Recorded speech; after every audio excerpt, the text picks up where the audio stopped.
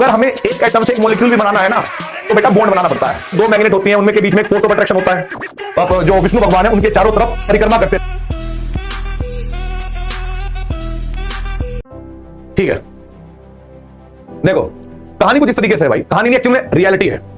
अगर हम किसी भी मैटर को गर्म करें, किसी भी मैटर को गर्म करें, ठीक है, तो किसी भी मैटर को गर्म करने के बाद वो मेल्ट हो जाता है, वो लिक्विड बन जाता है। और यदि लिक्विड को और गर्म कर दिया जाए तो गैस बन जाता है। अगर गैस को और गर्म कर दिया जाए तो वो गैस, जो उस गैस के अंदर जितने भी बॉन्ड होंगे ना, वो बॉन्ड टूट जाएंगे। और फिर अगर हम उस मैटर को और गर्म कर दें तो बेटा जी एटम के अंदर से इलेक्ट्रॉन निकल जाएंगे।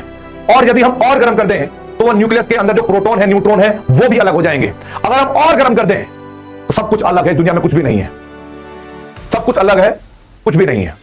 अब आप सोच लो, एक टाइम ऐसा था, आपने सुना भी होगा, बिग बैंग के टाइम, बहुत पहले की बात है, यानी बहुत पहले, जब ये सृष्टि चली होगी, बन रही होगी, ठीक है।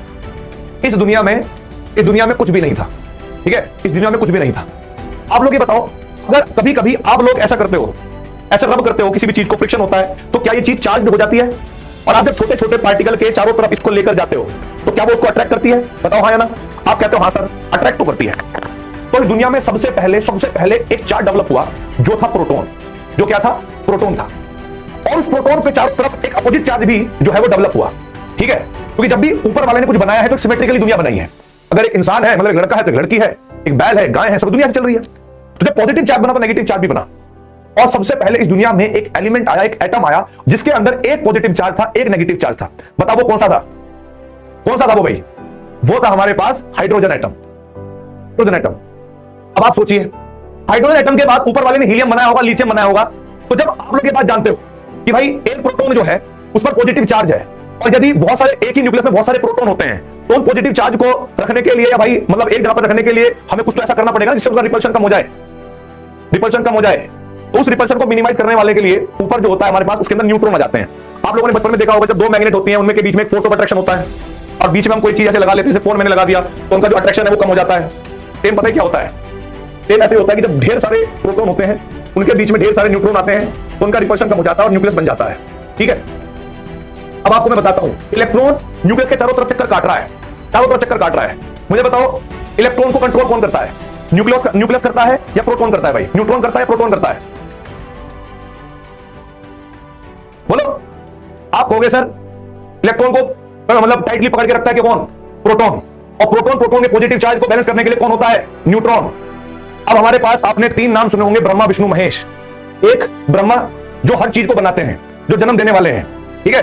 और एक इस सृष्टि को कंट्रोल करने वाले ब्रह्मा, विष्णु भगवान। और तीसरे हैं महेश, जो एक बिल्कुल क्या बोलते हैं, संतुलन बनाए हुए हैं इस पूरी दुनिया में।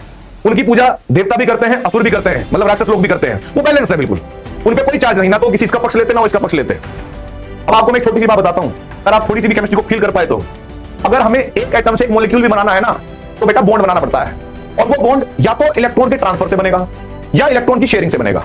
इस दुनिया में अगर आपने मॉलिक्यूल से पॉलीमर भी बनाना है ना, तो वो भी इलेक्ट्रॉन की या तो म्यूचुअल शेयरिंग से बनेगा या ट्रांसफर से बनेगा।